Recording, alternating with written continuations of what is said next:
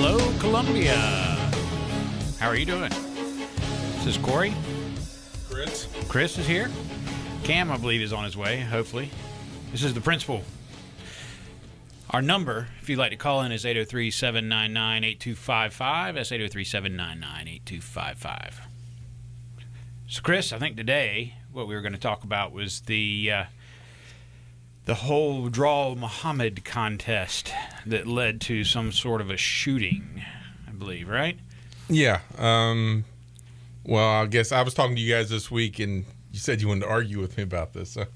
Yeah, we actually went back and forth and decided we were going to save our conversation for the show.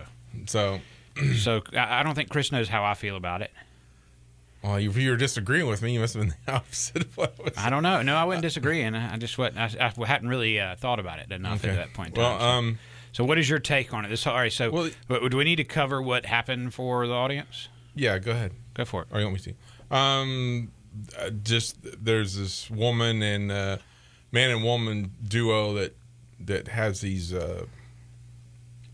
what did you call them, festivals that they conjure up for kind of right-wing neocon kind of people to gather and kind of, pat each other on the back or whatever you want to call it and say Yahoo. But they had a... What did they do in particular? They had a contest to draw Muhammad, which they say was about, Why does that matter? Showing our free speech is what they're saying is, Why does that matter?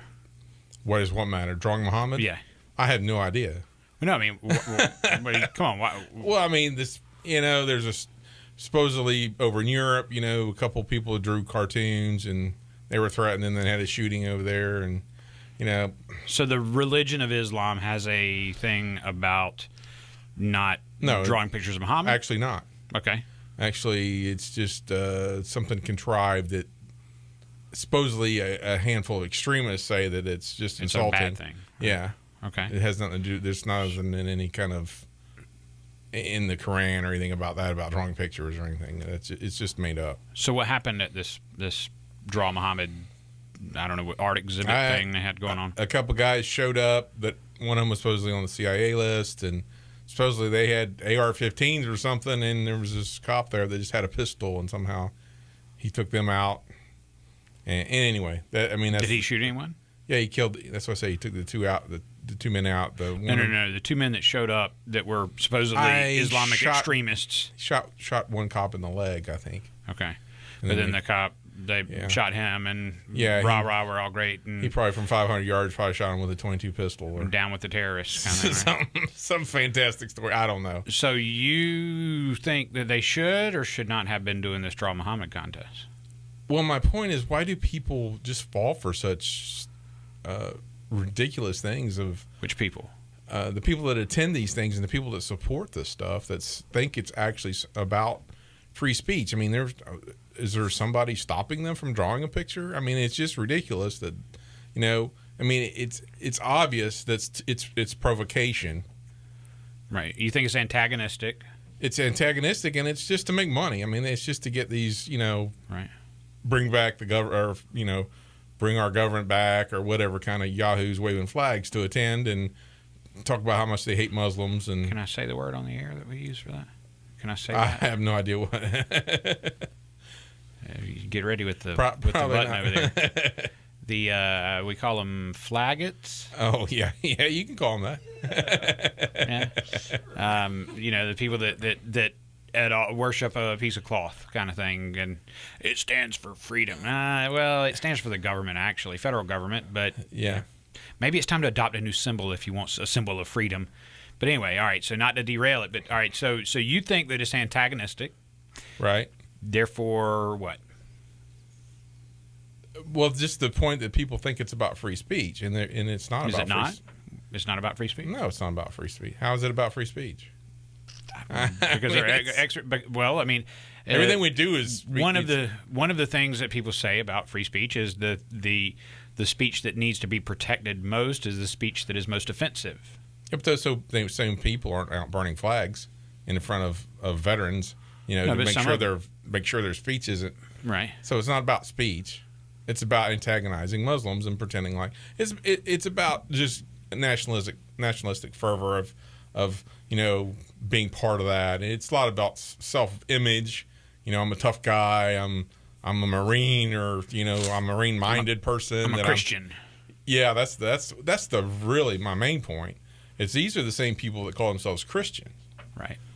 So is that something Christ would do? Yeah, you didn't know that?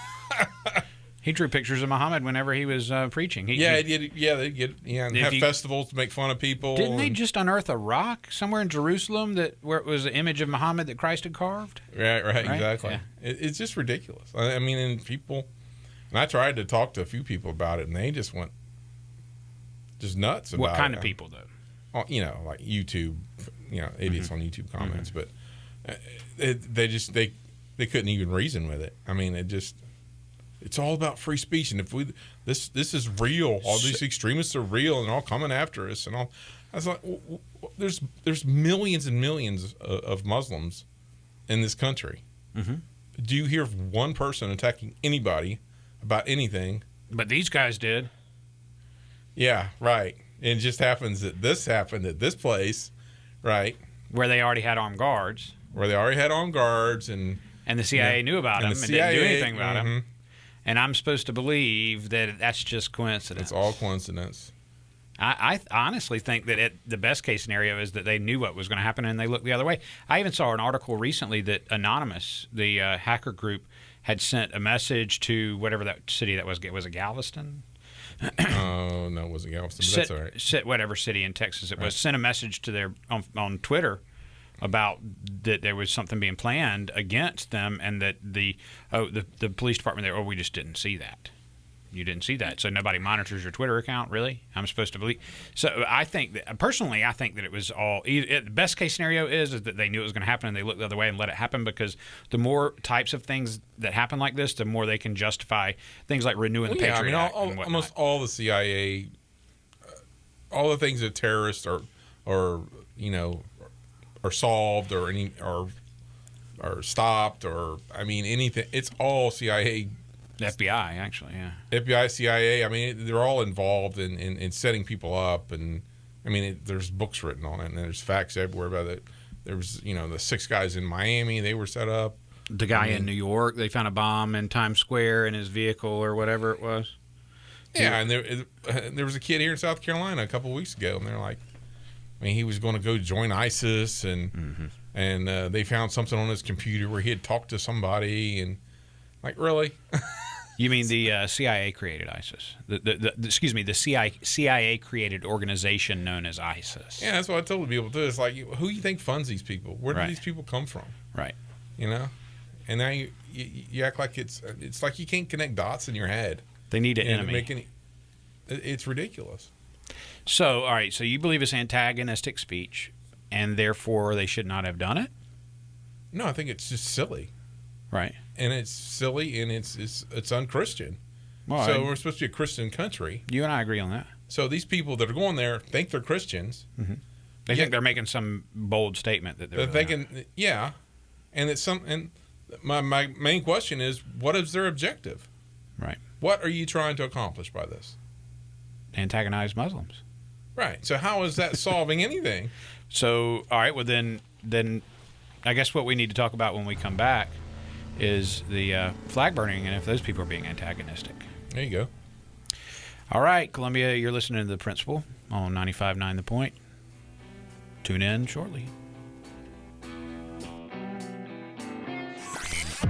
The hardest working man in radio. Hardest working man. I'm the hardest working man in radio. Kevin Cohen is doing mornings and afternoons on The Point.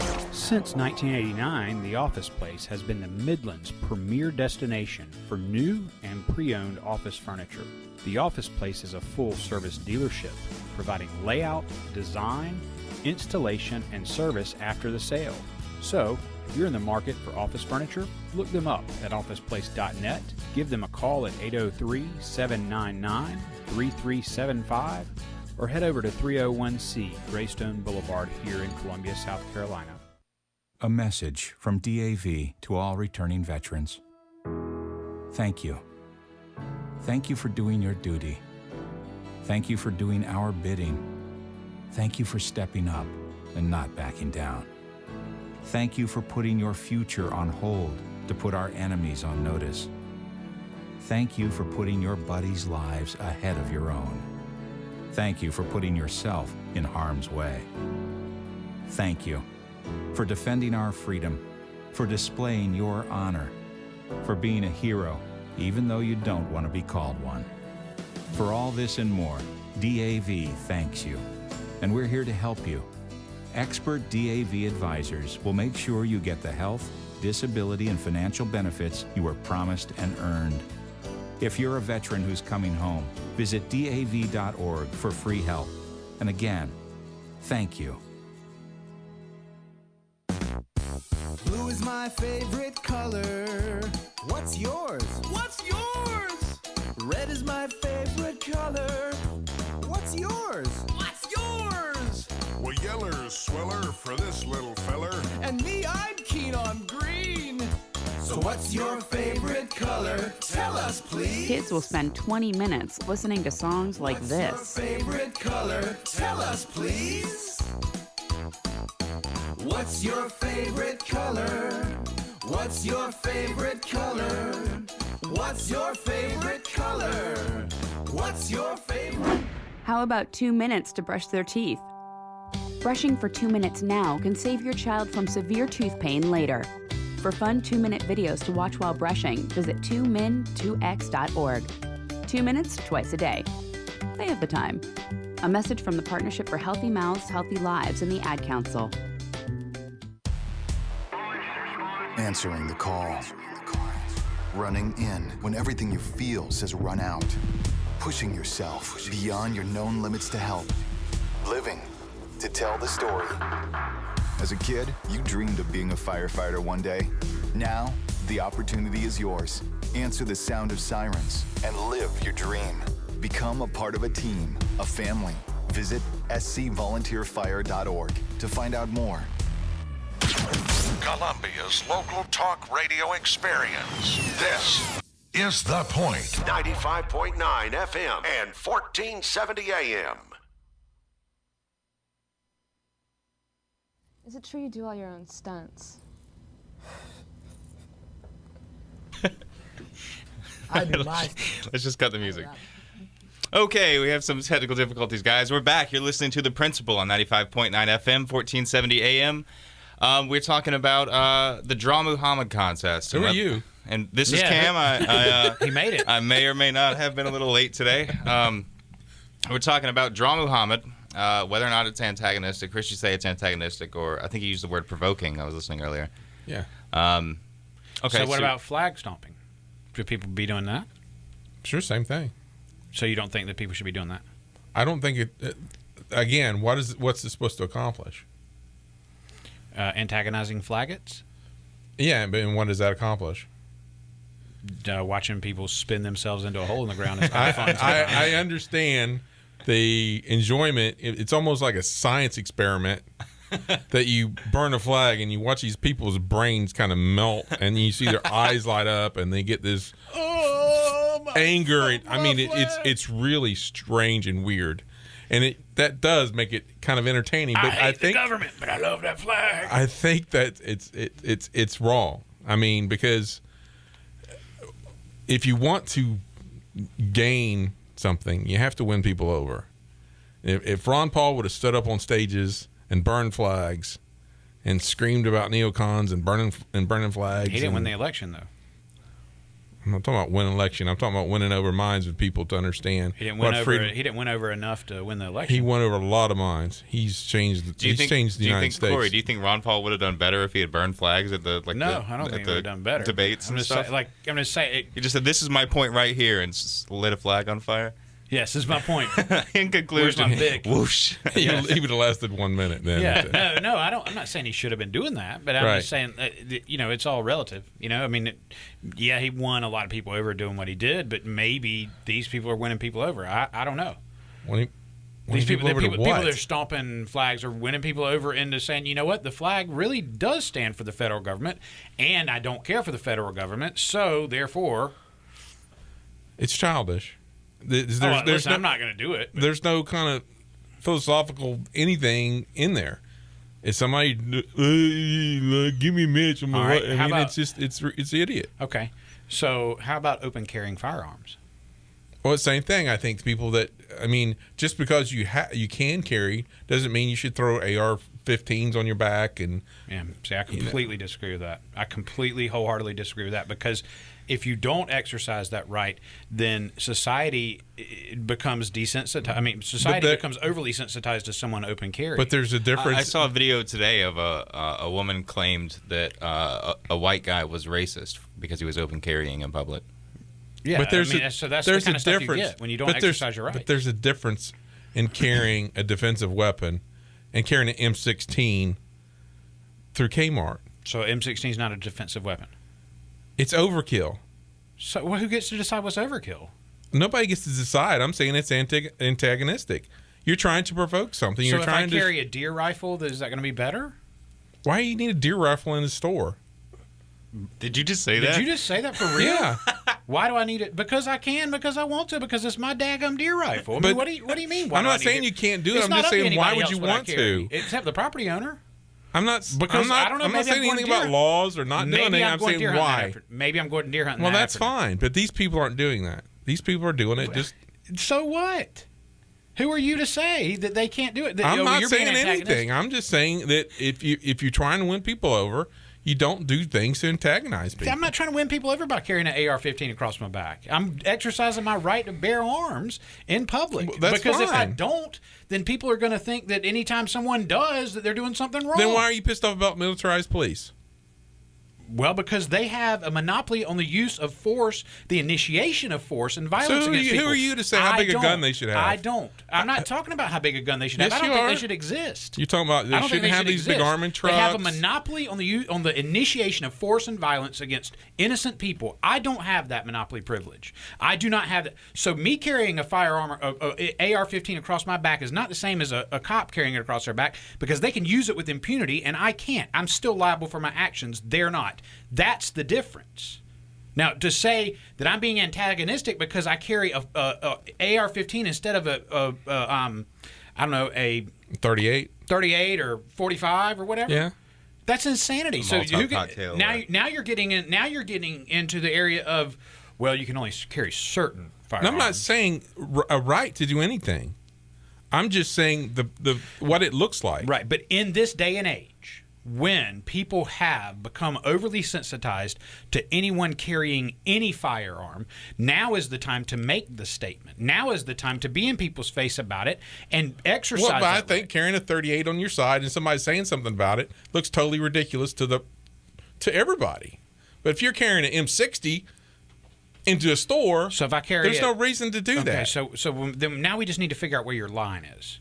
So a 38, okay. AR-15, not okay. How about an AR-15 pistol? How about driving a tank down the street? How about an AR-15 pistol? How about a 50 cal Smith & Wesson handgun? WSM. How about that? Is that overkill? I think anything that looks normal. That it's overkill and antagonistic? You know exactly my point. I don't know your point. Not when it comes to this. I don't. I have the right to carry anything that and I nobody's want to carry. talking about a right to carry anything. Sure. Okay. Yeah. All right. You keep saying rights and laws and shit. I am not talking. I'm not talking about. I'm not talking about your right to do anything. Right. Okay. Well, then let's. I'm talking about if you want to win people over, right? You shouldn't be alienating people by acting like. I'm not trying to win anybody over by carrying an AR-15 across my back. I don't care if I win anybody over or not. That's fine. And but I'm saying if your goal, I don't think it's antagonistic to do it. I think that if you react to it, if you go, oh, he's carrying an AR-15, I think you're being antagonistic. You're inciting a illogical reaction to someone who's peaceably carrying a firearm. You're the one who's being antagonistic. Oh, let's call the cops. Yeah. He's carrying an AR-15. Yeah, I guess. I mean, I don't know, but it just seems. How is it that I'm antagonistic and not the other person? If I'm not harming anyone, I'm not messing with anybody, I'm not threatening anyone, I'm just minding my own business, walking down the street. And I've seen these videos on YouTube all the time. People who walk down the street with any firearm, really, get the cops called on them. The cops show up, well, somebody called, they were concerned. Right. and I'm the antagonistic one. Yeah, I think once the police show up, that's when the antagonization begins. Yeah, I understand that. But it's different if you're going hunting, you're going somewhere to do something, then rather than just walking through Kmart with you and your buddy why not hand grenades? If hand grenades were legal, like I think they should be, then fine. It's not about being legal. It's just about, I don't know, whatever. Well, it is. That only matters to me because you would get arrested for it. That's the only reason why I say that. I mean, it doesn't matter to me whether or not they're legal. When you're talking about being antagonistic versus not being antagonistic, if hand grenades were legal and you could do it without getting arrested, I wouldn't see anything wrong with that. I wouldn't see anything wrong with carrying around a nuclear warhead in your bed of your truck if you could own one. I mean, that I don't think that. Well, you would get sued. I don't think they should be regulated. I don't think they should exist. They wouldn't exist if it wasn't for the state existing for so long and bringing these types of things to fruition, because the state exists and always finds ever better ways to kill massive amounts of people. So, but that's a whole other tangent. I don't think it's I think that if I walk down the street with an AR-15 across my back and I'm not even engaging anyone, if someone comes up to me and tells me I shouldn't be doing that, they're the one who's being antagonistic, not me. I'm not talking about walking down the street. I'm talking more in like crowded, in a store. If I walk or down something. a crowded street, if I walk through a sports venue, if I go to high school graduation, whatever it is. In any circumstance, if I carry a firearm, a long gun, then I'm not the one being antagonistic as long as I'm not messing with anyone. My point is, if you do this and you start being lumped together with people that do this, they're going to put you in a box of, these are the people you need to be afraid of. These are the scary people. But that's instead of just wrong. I think that's the point of people open carrying in the first place, is to kind of remove that negative stigma against people carrying guns. Well, that's backwards logic. I mean, no, honestly, I think that the point of people doing that is because, well, I know for a fact in the state of Texas, for instance, it is illegal to carry a handgun open carry, but not a long gun.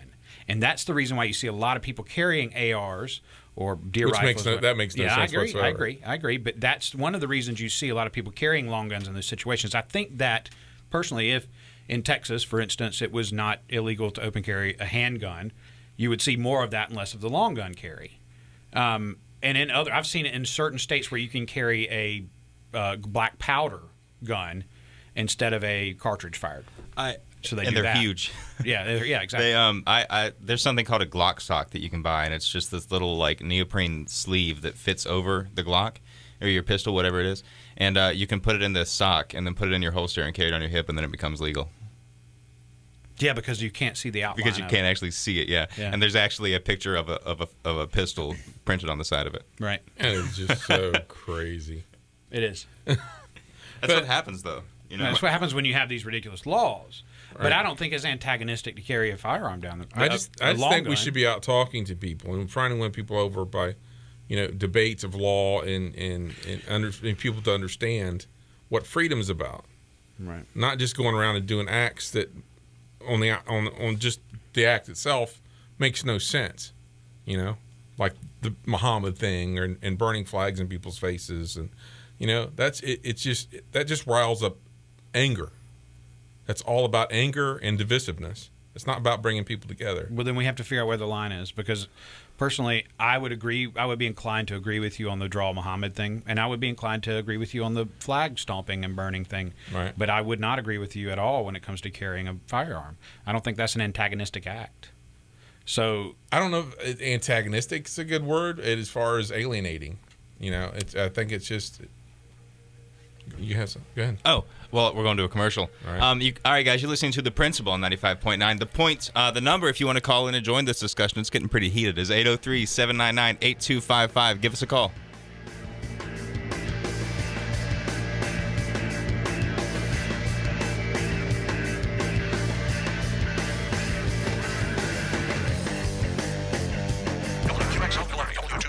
WTQS Camera, Columbia's local talk radio experience.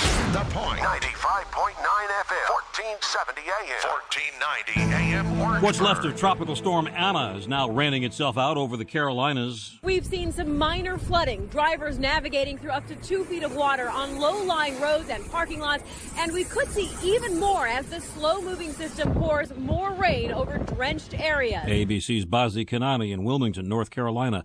Tornadoes in the middle of the country. One did heavy damage in tiny Delmont, South Dakota. 6 people injured, more than 20 buildings destroyed or damaged. The whole town with no electricity, phones, or water. More than 200 residents asked to evacuate. On the other side of the state, in western South Dakota, a foot of snow. 4 people charged in the Saturday killings of 2 police officers in Hattiesburg, Mississippi, will make their first court appearances tomorrow. 2 of the 4 are charged with capital murder. Former President Jimmy Carter cut short a visit to Guyana, where he was observing tomorrow's elections, to return to Atlanta after falling ill. Mr. Carter is 90 years old. Richard Cantu, ABC News. A promise was made. A promise that hit the beaches of Normandy. A covenant that split the skies over Berlin. A vow that captured Iwo Jima. A promise was made. A solemn oath that liberated Seoul. A sacred trust that defended Khe Sanh. A pact that dug in Da Nang. A contract that weathered Tet. A promise was made. A pledge that stormed the desert in Iraq. A bond that patrolled door to door in Fallujah. An IOU that braved IEDs in Kandahar.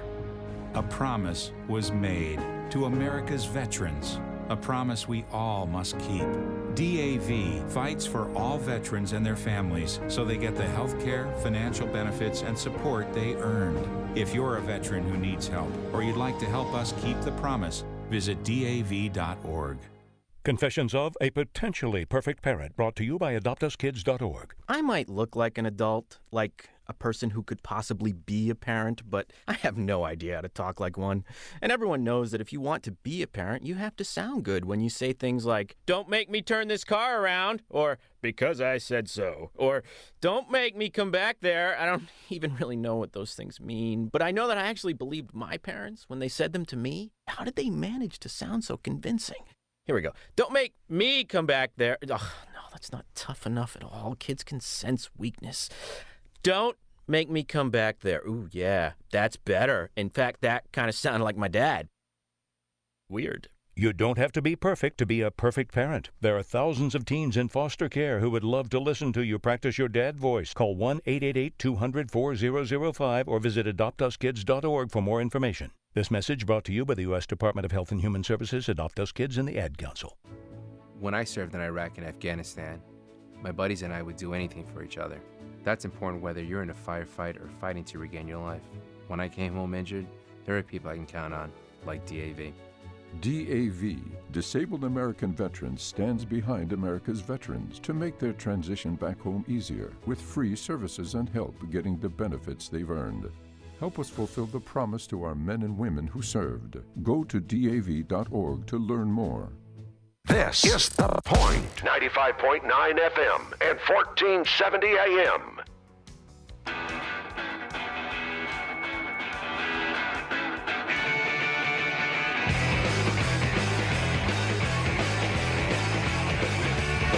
All right, we're back, guys. You're listening to The Principle on 95.9 The Point, 95.9 FM, 1470 AM, 1490 AM Orangeburg, MakeThePointRadio.com, the TuneIn app on your cell phone. That's about all of them, I think. We're talking about the Draw Muhammad contest. We're moving into burning flags and open carrying guns. Basically, anything you can do in public that's maybe not the nicest form of free speech. But I think all of us have a different take on this, so there's probably going to be a lot of back and forth on this one. If you'd like to get in and join this discussion, which might become an argument, the number is 803-799-8255, 799-TALK.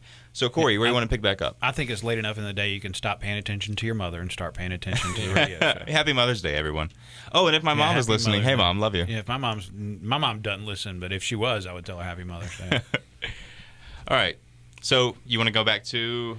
Yeah, I want to. So we need to figure out where the line is, So carrying a long gun. There's no line. It's just the point that most of these people that I see that are on YouTube and everything do it just for reaction. They're not doing it because, hey, I'm going over to Joe's house and taking my gun with me, they're not just doing it for that. They're doing it for what you say. But does it matter why? I mean, should it matter why they're doing it?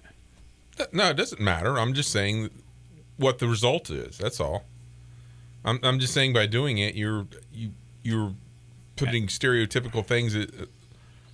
If you're doing things just to provoke people, people realize you're doing things just to provoke people.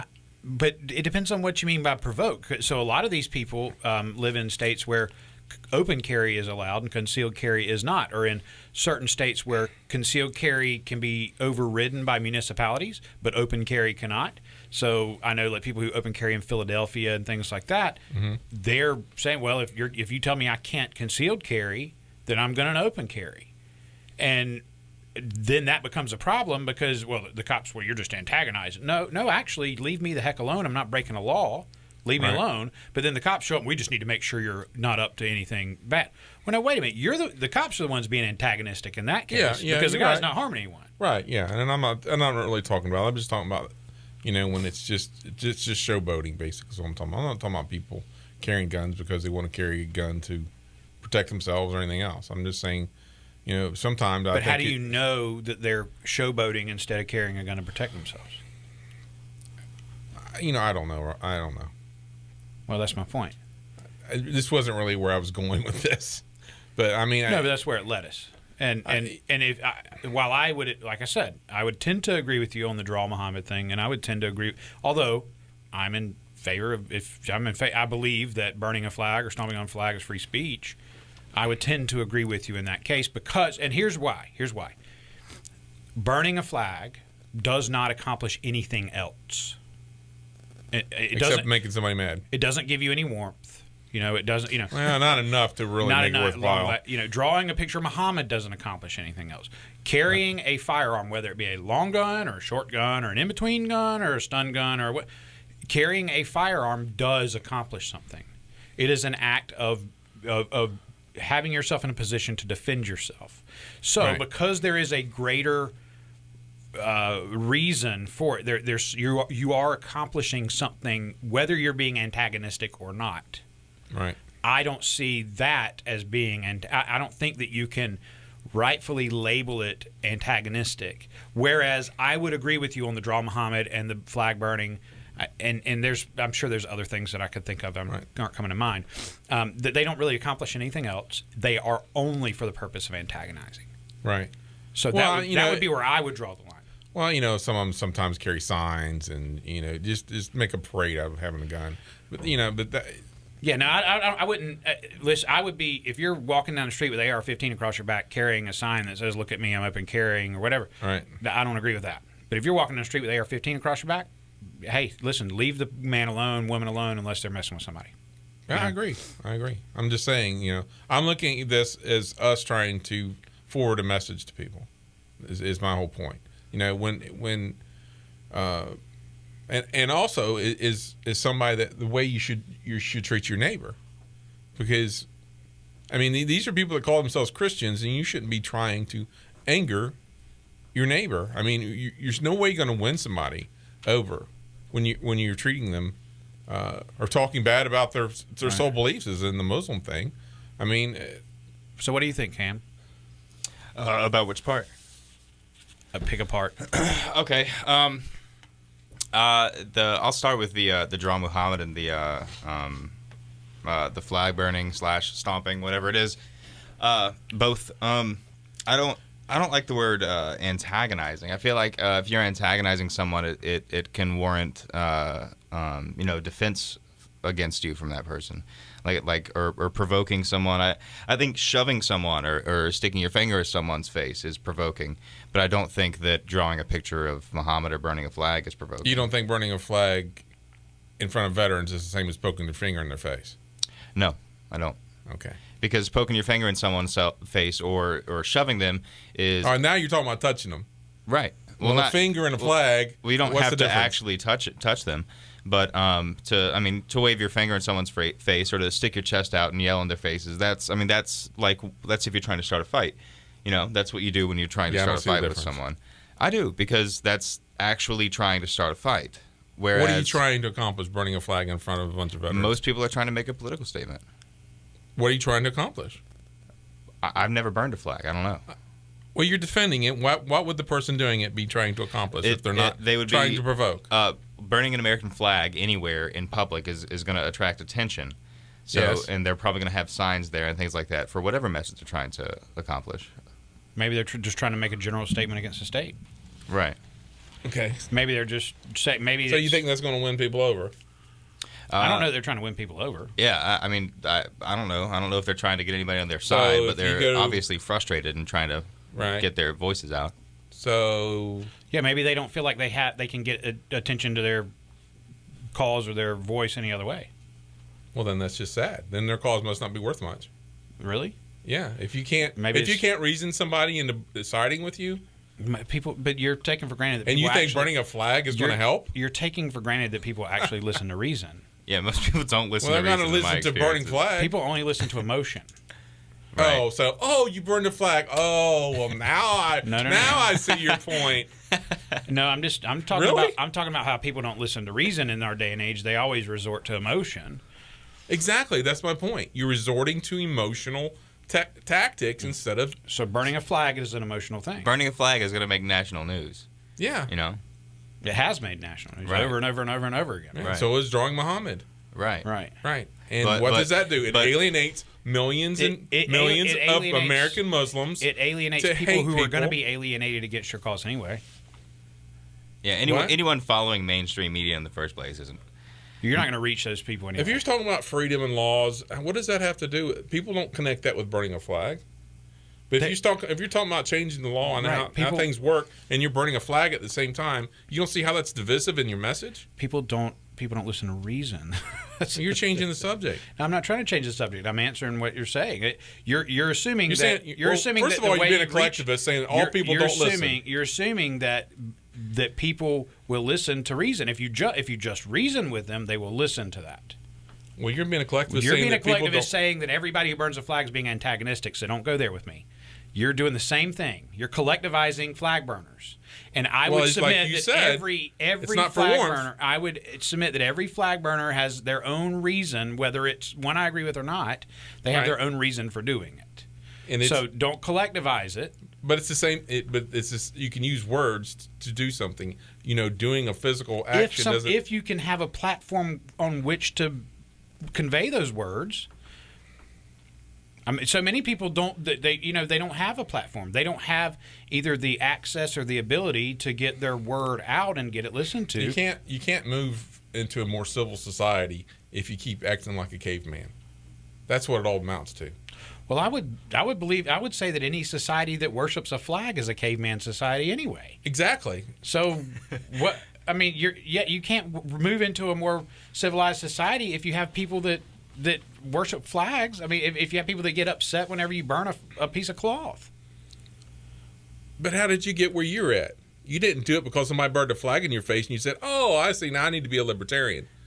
You got it by thinking and somebody reasoning with you and explaining how free markets work and how laws should be and how your rights should be. I can tell you one thing is for certain. I am not I don't go about things the average way. I don't know how to say it other than that. That most people that I run into are so emotion driven and not really driven as much by logic. I still agree that I think burning a flag is antagonistic, but I see the reasoning. We'll come right back to that, guys. We'll come back with the average American and whether or not they use logic. You're listening to The Principle on 95.9 The Point. Give us a call at 803-799-8255.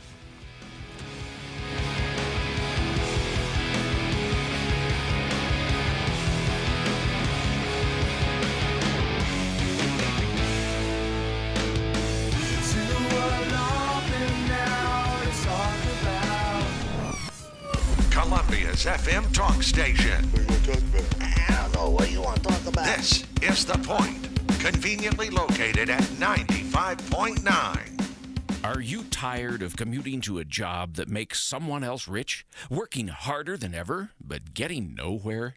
Do you hate spending hundreds of dollars every week on daycare? Having someone else raise your children? With our opportunities, you can start earning money as soon as next week. You get to be the boss, work from home, and live a happier life. At Be the Boss Network, you'll find hundreds of work-from-home opportunities that you can literally start today and be earning money as soon as next week. Go to freedom333.com and start earning money as soon as next week. You get to be the boss. Get out of the rat race. Work from home. Go to freedom333.com right now and change your life today. That's freedom, the number 333.com. Go to freedom333.com and start earning money as soon as next week. You be the boss. Go to freedom333.com. What's your IRS problem? Do you owe back taxes? Is there a lien placed on your property? Have your bank accounts been frozen or seized? Have your wages been garnished? Are you being audited by the IRS? Are they sending you letters that demand actions and have urgent due dates? Well, solving your tax problems is as easy as calling Taxes 321. The IRS is the largest collection agency in the world. You need the best representation to give you peace of mind. You need experienced professionals that can cut through the red tape and stop the collection process. If you have a serious problem with the IRS, call the Taxes 321 network today. We'll get them off your back.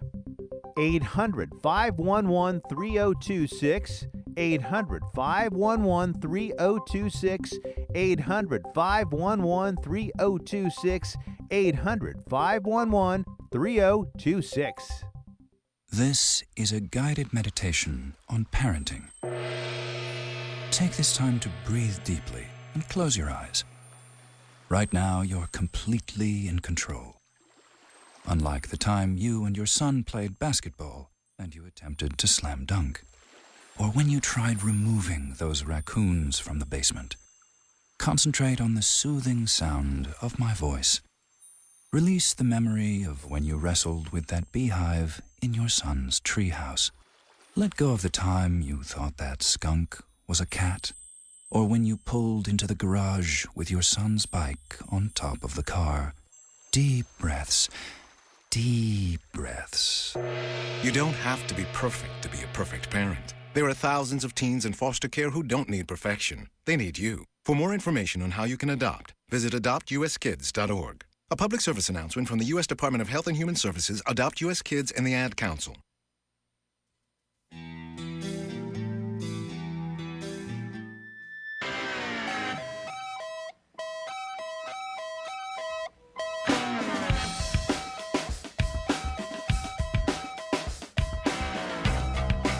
All right, guys, we're back. You're listening to The Principle on 90... Guys and gals. And gals, we're back. You're listening to The Principle on 95.9 The Point, 95.9 FM, 1470 AM, or online at makethepointradio.com, or on your cell phone with the iTunes app. We're doing a lot of back and forth here. We're talking about open carrying firearms. It's a Mother's Day topic. We're talking about antagonistic speech. Yeah, antagonistic speech in general. Does your mom carry a long gun? Right. Or does she like short ones? What are you trying to say? She should. I don't know. I'm asking. She should. So where did we leave? Oh, logic. So when we left off, Chris, I'm not trying to put words in your mouth, but I think that you were basically what you were saying was that you catch more flies with honey. Well, I mean, I'm not trying to put everybody's born free. Everybody inside is a libertarian. Everybody is a free person when they're born, and everything else is built up around that. Mm-hmm. So to fly something in somebody's face that is against things they've learned doesn't give you a chance to talk to them to where you can get to the center of coming together, to reason with them. But it is hilarious. It is entertaining to watch people's heads explode. But that's not not a Christian way to act, to say, watch me piss this guy off. So that, right. But, I did that to girls when I was younger, and I felt so bad later. You did what? Girlfriends when I was a teenager and stuff. You burn flags in front of them? What? No. But I'd do things to make them angry, and then I'd laugh at them. Oh, and then I thought it was hilarious how when they would get angry, I would laugh at their anger, and they would get really mad. Yeah, that's not nice. No, they don't like that. Still funny. So it's just not the way to act. That's what I'm saying. We should try to act as better people. So you were saying that it would be better to try and sit down and have a conversation with some. If you're the end goal being to kind of help people free themselves and see kind of melt these chains that we've been that have been kind of put on us. I'm saying the political parties and the Democrats, the Republicans, all that kind of stuff is based on superficial, shallow imagery because there's no basis to it. There's no basis of freedom or right law or anything else. So they have to use that stuff. So once people that are actually stand for something have to use reason, because you don't want to get into a pie throwing contest with these people because it accomplishes nothing. They've been doing it for hundreds of years. You have to win them over with understanding. But that's why libertarianism is growing. And I'm just saying everybody needs to understand that. In my experiences, I mean I've had these conversations about, well, why do you think this, or why shouldn't you? Why do you think it's okay for this person to hurt you but not this person? Why is it okay for this person to rob you but not that person? They rarely have any sense of logic about it. It's just this generational. Yeah, that's the way it's always been. I mean, there's no other way. And sometimes it takes. I'm saying it like 90% of the time, people won't respond to simple logic. I got into a discussion on Facebook this week about prostitution being legalized, whether it should be illegal. And I kept saying, who owns your body? Who owns your body? Who owns your body? Do you own your body? Do you own? Well, but then there's going to be more child trafficking and exploitation and that. Yeah, they won't answer your direct question. Right, but who owns your body? Like, I'm trying to apply logic to the situation. I may not like the result, but I'm trying to be logical in my analysis of it. Right. And if you own your body, then you have the right to sell access to it. Right. If you don't own your body, then you don't have the right to sell access to it. Right. But if you don't own it, who does? Right. And I see really quickly, but then children, and there's going to be pimps on every corner, and straw there's going man come out. Yeah, of everywhere. exactly. They're going to burn down Pizza Hut. So I'm agreeing with you. The vast majority of people resort to emotion. Mm-hmm. Even in the face of obvious logic. I mean, in a lot of ways, that logic pushes them more towards emotion because they start. You can almost see the panic where they go, "Oh crud! I'm going to have to disagree with the way I think." Right. Yeah, I don't want to put our emotional feelings of our frustration into like we have some kind of scientific numbers of how many people. Oh yeah, no, it's anecdotal. But I'm just saying that, and some people, it takes a process, and you'll tell somebody something. And it might stick in their head, and they might think of it for months before it really comes through of what you were saying. It might just eat at them. Right. So it's not always – you're not going to, change George Bush into a libertarian in 10 seconds because you thought you said some brilliant sentence to him. I would just prefer you take a long, meandering walk across a busy interstate. But I'm just saying, it's a process. But I feel that way about all politicians. So. Yeah, and, and there's people that hold on to it for power. They hold on to it for money, but the average person has no involvement in it. So do you believe that it is an effective thing to appeal to emotion in a more positive way? So I don't know. I'm trying to think. I'm trying to think of an example off the top of my head. But instead of burning a flag, waving a flag, and talking about how we want freedom again. That's still the same thing politicians do. But I mean, it's so. It works. But it's not antagonistic. It seems to work. No, it's superficial though. I mean, it doesn't accomplish anything except for to win them over into voting for you or something. But so what is what so we're trying your to do? Your end goal is just to change minds and to handle people with whatever level of kid gloves is necessary to change your mind. Once people understand law and property rights, there's no going back. They're not going to fall for all of a sudden party rhetoric and foolishness. So I mean, I am very thankful for your optimism, but I in practice I see so many people with that in their face, with the difference between legislation and law and just usually applying logic to a situation. I see so many people almost recoil into themselves more, and not. But then they're not to the point I'm talking about. They're still fighting it. They're still, it causes them pain to know that they were wrong, for the last 30 years of their life or whatever. Well, not necessarily. I mean, they might just unplug totally too. I mean, there's certain people that I miss Mother's Day. I love my mother to death, but she's just not political. Like she would rather put her head in the sand and stick her fingers in her ears and go la la la la la. She just that stuff doesn't matter to her, Right. And there are people that you end up having to appeal on an emotional level. We've had this conversation before when it comes to people need to relate to a situation, and talking to people solely about morality doesn't always work as much as talking to them about economics and how it affects their pocketbook does. Right. So moral arguments usually fail. I mean, it solves. I mean, it's for a purpose. They usually win with the emotional people, though. The people that don't have as much logic, maybe, or don't have as much economics understanding. Usually, that's where abortion and stuff like that comes in. Right. Some kind of emotional knee jerk or something. Right. But overall, I just wish people would see through these things, I guess. I mean, there's been a whole week of talking about the free speech and all these people coming to kill us over drawing a picture, which is just the most ludicrous thing in the world. I think I've said it on the show before, but I was having breakfast with an old man one time that was talking about when I said something about the Japanese internment camps during World War II. But they were going to climb the water towers and poison everyone. Yeah. I'm like, this is the same thing that they're doing now. Look at all these Muslims are going to... Dearborn, Michigan is going to be like an anthill, and they're all going to come out and kill us all. It's like, what? Off the subject here, I was listening in the car today, and on the radio, they mentioned Jade Helm, and that extremists are saying that it's... to take over Texas. A coup, like a takeover? Take over Texas or something. That crazy people are out there saying that. That's on what the the radio, neocons they're saying this. And that's what the neocons are saying. They think that I actually... You mean the Flaggets? Yeah, I actually did a lot of research into this for the past few days, but because I'm really curious about Jade Helm. But and we're going to have to come back to this after the break. But yeah, the I guess I'll explain the far right wing synopsis of it. Like the InfoWars Alex Jones synopsis is he redacted recently. He said, no, that's not what I was saying. But what he was saying was that the military, the armed forces, are invading Texas to overthrow the local governments and the police. Oh, because they're so free, right? And install martial law, and it's like Obama's gonna overthrow Texas. That was the InfoWars / Drudge Report on it. But. Actually, and I've learned a lot more about what it's about, and that's something I'd like to talk about when we come back if you guys want to. There's some pretty interesting stuff about it. I don't think it's anything. As long as you don't burn a flag while you're doing it. I think you're being antagonistic by wanting to talk about that. I see. No flag burning in the studio. Right.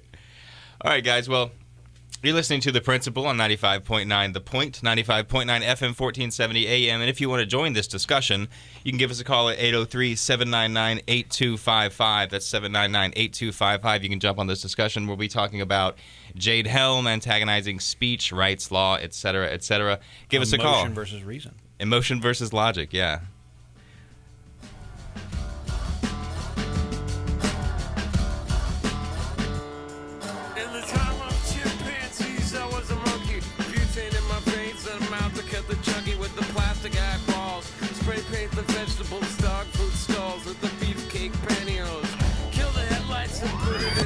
How do we do it? Volume and a go. This is The Point at 95.9 FM and 1470 AM. Are payday loans ruining your life? Do you want control over your money again? If you have 2 or more payday loan cash advances, listen closely. You may be eligible for a program payday loan companies don't want you to know about. A program that may help get aggressive and unfair payday loan companies out of your bank account and get you back on track to financial freedom. Payday loan companies may trap you into paying outrageously high interest rates, and they take way too much of your hard-earned money every week. We understand their tactics and know how to keep them off your back. We'll fight hard to help you regain control of your money. If you have 2 or more payday loan cash advances, call right now for a free consultation. 800-957-6069, 800-957-6069, 800-957-6069, 800-957-6069. WQXL Philadelphia, W240 AM, WTQS Cameron, Columbia's local talk radio experience. The Point, 95.9 FM. I'm Richard Cantu. Dozens of severe weather reports in the middle of the country. That includes 12 tornadoes in Texas, Iowa, and Delmont, South Dakota. The community of Delmont is recovering after a tornado ripped through the town late Sunday morning. Douglas County State's Attorney Craig Parkhurst says 20 to 25 homes and buildings were destroyed in the town of 230. 6 people suffered injuries not considered serious. ABC's J.P. Skelly in Mitchell, South Dakota. That twister rated an EF2. More than 230 residents of the town evacuated. There have been numerous water rescues after torrential rain flooded Crum, Texas, northwest of Dallas. A suspected tornado did damage in nearby Denton, Texas. There's been another arrest in the murders of 2 Hattiesburg, Mississippi police officers. A 4th suspect has been arrested. One of those already in custody declared his innocence. Nope, I ain't. Curtis Banks, charged with accessory to murder. Police say Banks was in the car Saturday night with his brother, 29-year-old Marvin Banks, and a woman, 22-year-old Joni Calloway, when a routine traffic stop turned violent. ABC's Gloria Riviera, court appearances tomorrow. A bit of a health scare for former President Carter. He's cut short a visit to Guyana to return to Atlanta. The Carter Center says Mr. Carter was not feeling well. The former president, who is 90, had planned to lead the Carter Center's efforts to monitor elections in the South American nation. A Carter Center official says Monday's election could be one of the most contested since 1992. And a statement from the center says the former president stresses the need for a peaceful process before, during, and after the vote. ABC's Aaron Dooley at the White House. Thousands of gallons of oil leaking into the Hudson River north of New York City. The oil from a transformer at the Indian Point nuclear power plant that caught fire. The fire on the plant's non-nuclear side did force the automatic shutdown of the Unit 3 reactor at Indian Point. You're listening to ABC News. Tired of paying outrageous prices for Viagra? Well, we have great news for you. Now you can finally get Viagra at huge discounts. Healthy Man allows you to save up to $500 on Viagra. Why pay U.S. pharmacy prices of $15 per pill or more when you can get Viagra for less than $3 a pill? Call today and get 40 Viagra pills for only $99. This can cost as much as $600 at your local pharmacy. You can't afford not to call us. If you want Viagra at the lowest prices, never pay $15 a pill pharmacy prices again. Get Viagra for less than $3 a pill. Call 1-800-436-0169 today and save up to $500 and get 40 pills for just $99. Healthy Man is fast, easy, and affordable. Operators are waiting at 1-800-436-0169 to take your call right now. Call 1-800-436-0169. That's 1-800-436-0169. Again, 1-800-436-0169. 5 baby animals taken from a zoo in Wisconsin. Why would a person want to do something like this? Donna Wheeler, owner of the Special Memory Zoo in Greenville, Wisconsin, where a little kangaroo and 4 small goats were stolen.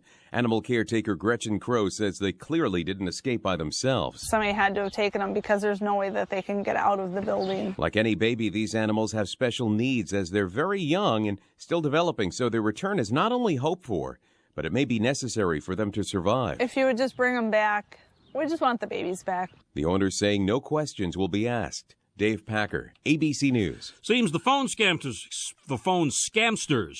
are getting bold. When fraudsters ring your phone, they've cloned the number of a local police department, so that's what shows up on caller ID. Oh, it infuriated me, and I was terrified. Hillary Granham in Atlanta says she got a call threatening her with arrest for tax evasion if she didn't pay $15,000. Atlanta Police Sergeant Paul Cooper of the Major Fraud Unit says his recent YouTube warning about the scam might be the reason. Probably just, because they're figure they'll poke us in the eye, see what they can do. The IRS says it never phones in these circumstances. Chuck Severson, ABC News. It was a supersized Mother's Day at Boston's New England Aquarium. Marine biologists say 17 new North Atlantic right whale calves have recently been born. In the world, it's believed there's only 500 left, one of the most endangered whale populations on the planet. This is ABC News. You're running your business, and we at Wix.com know things can get stressful. But creating your website doesn't have to be. With Wix, you can create a professional website all by yourself. It's easy and free. You don't have to be a programmer. Just drag and drop everything into place. It's your website, your style. Show the world what you can do. Go to Wix.com and create your own stunning website today. It's easy and free. Richard Cantu.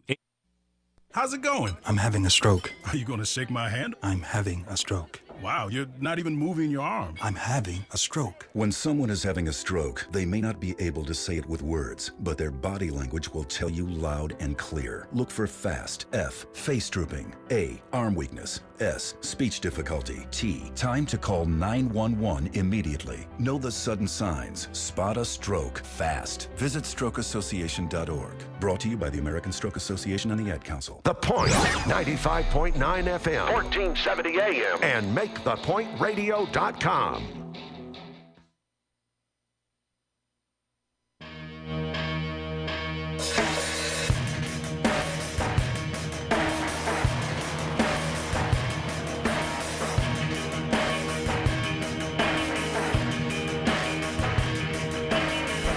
All right, guys, we're back. You're listening to The Principle on 95.9, The Point, 95.9 FM, 1470 AM.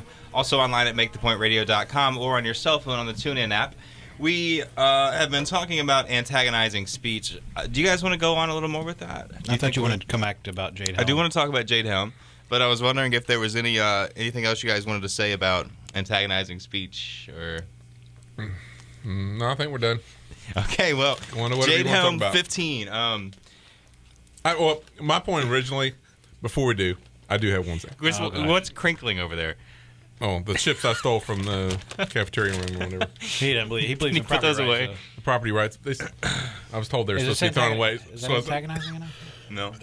There's a sign that says they're supposed to be thrown away at the end of the week, so I'm just helping, fulfill the law. So throwing them away in your gullet.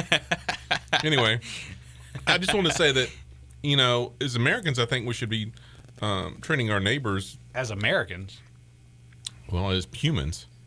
Don't really matter where you're born, but especially as Americans, right? Well, America is what calls himself Christian, right? If I would have said there's Christians all over the world, right? I think what you mean is anybody who calls himself an American. So you are a collectivist. You're a closet collectivist. Okay. Anyway, my point being, the things like the Muhammad drawing pictures and all that. That's not the way should be treating people anyway. Period. I mean, just making fun of other people's religions, other people's beliefs, other people's sexuality. I mean, if people call themselves Christians, they should follow what Christ said, and to not judge. Let people live their lives. Let them have their goods and their bad points, and let them be free. What about their statuses? What about if they work for the state? Okay, well, I don't want to get off onto the side thing. Well, I just want to say that. I don't want to get on the side thing, but I mean, I'm being serious. I'm not being facetious here. There are certain people that need to be judged, that need to be openly mocked, because when you're talking about an agent of the state, I'm talking about personal. Anything that's has harmed somebody. You're talking about, law. I'm just talking about civility. Gotcha. So. We got a call here. Go ahead. It's David on the line. David, how you doing? I'm fine. How you 3Cs doing tonight? Doing great. What you want to talk about? The first conversation, the one about the in the convention or what have you down there in Texas, and the Dra Muhammad convention. Yeah, the speech and all this stuff, and the flag and so forth and so on. I see where Chris is going with it, and I can follow along with him on that, because if your purpose in doing whatever you're doing is just to make noise and not to truly and readily, or if you will, or reasonably exercise your rights, then you're doing nothing but showboating and you're asking for trouble. Now, I don't mind what the individuals did down in Texas. I mean, they just need to recognize that there are consequences. So you go ahead and call whomever you want stupid. You go ahead and insult whomever you want. Just be willing to pay the price. And also, while you're at it, make sure that you're aware that there are some people that may be close to you or around you or near you that doesn't believe the way that you believe in, but you should not be putting their lives in danger. So do you think that the violence against the Dra Muhammad, or the alleged violence against the Dra Muhammad contest would have been justified? No, that's not justified either. Two wrongs. But you're saying that right. if if it did happen, then they had it coming to them? No, but there's consequences to your actions. I wouldn't cry over them. I mean, I wouldn't. I would hope that would teach the next idiot, if you will, a lesson. Don't do this. Yeah, I mean, you go talking about somebody's mother, they're going to smack you in the mouth. I mean, that's kind of exactly. The Pope said that. Right, exactly. But and my point was, we just need to have a new mindset that, we need to start treating each other better instead of trying to anger people. We need to reason with people and treat them better. That doesn't make the reaction acceptable, though. I mean, that's the thing. That's where I stand on this whole thing, too. I don't accept, if you talk about somebody's mother, they're going to slap you in your mouth, but that doesn't mean that slapping someone in the mouth because they said something about your mother's okay. No, it's probably going to happen, but it doesn't mean it's okay. You're going to get bit. I mean, that's the whole same thing. I mean, it's not nice to snake bit right. you, but it's reasonable that that's going to happen. That's a reasonable outcome because a lot of times you can't control people's emotions. I think me and Corey disagree with you and David, Chris. I maybe. I don't think that we just might not understand each other. Maybe. That just. I think that's where it is because I was listening closely to you guys, and it's kind of like it's a hodgepodge, and you're both right. Well, sometimes Chris is wrong a lot of times, though, and maybe this time. Well, Chris is actually wrong in this instance. That, and Chris knows that I will tell him when I think he's wrong. But I think on this matter, I think there's some confusion that's involved because I believe that all four. But it's not. But it's not. It's not really about right or wrong. It's how should we be acting? It's not like. Should there be a law? Because when you start saying right and wrong, people are talking about laws and rights. And it's not about any of that. It's about how should we be acting as civilized people. I think we should be respecting people's beliefs, and I don't think we should be people who are not harming anyone. I don't think we should be openly, mocking them, talking down I agree about with them that. and whatnot. I don't think that's the right way to be. That's my whole point. Okay, so we can all agree with that. But then the next step of the argument is, you say you poke the snake and you're going to get bit.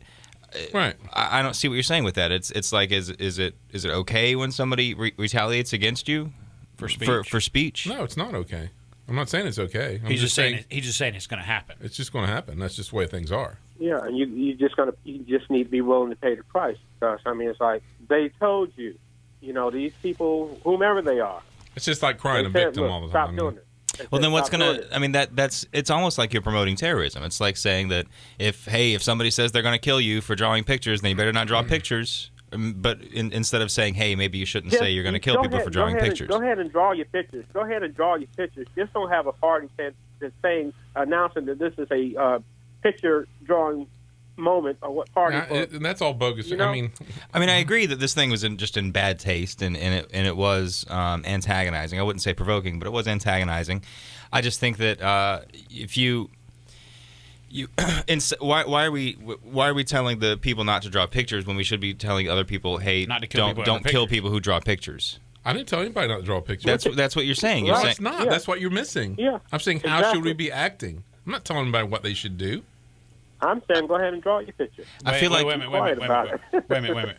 Chris, you just said Chris just said I'm not telling people what they should and shouldn't do. I'm just telling them how they should act or something. No, to that effect. I'm saying how should we act as civilized people? Act, which is telling them how they should and shouldn't act. Do unto others as you. No, I'm asking. That's an opinion. That's not an order or law. Shouldn't we act the way? Shouldn't we follow the golden rule? That's an opinion. Sure. Yeah. Okay. Well, then you're counter arguing what I just said. But no, whenever you say, but you play with the snake, you're going to get bit. Well, then you should be saying, but they shouldn't be killing people who ever draw. I mean, it's the same thing. I mean, they shouldn't have been being antagonistic and drawing pictures of Muhammad. Was there people in Texas? Were there people in Texas there should be threatening people killing them for drawing pictures. Was there people drawing pictures in Texas and people threatening them? Was this an actual something that happened? I don't know. I thought it was commonly understood that was how the terrorists feel about that. David, hold tight. We're going to a break. We're going to come right back. All right, guys. You're listening to The Principle on 95.9 The Point. The number here, if you want to call in, is 803-799-8255. Give us a call.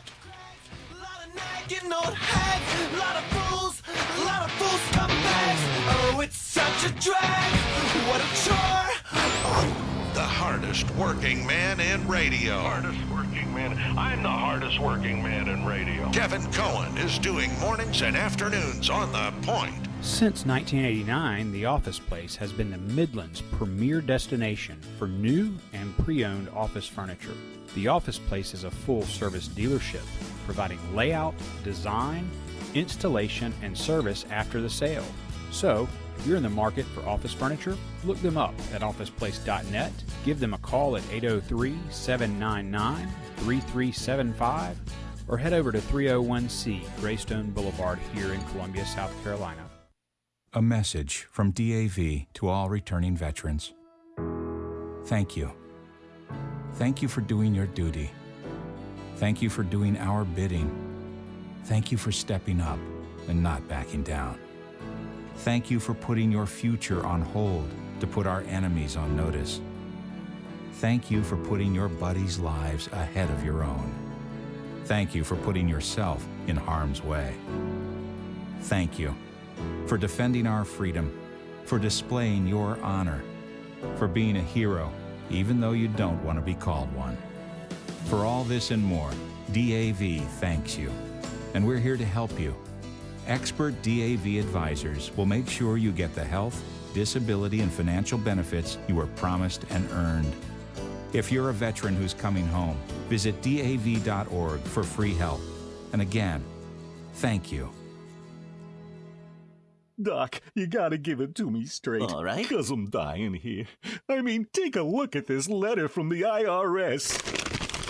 Oh, my. This is killing me, Doc. I tell you, it's killing me. Cheer up, my friend. Huh? The tax doctor is here. My diagnosis tells me that you're going to be just fine. Really? The tax doctor will not rest until we find you the best possible tax settlement.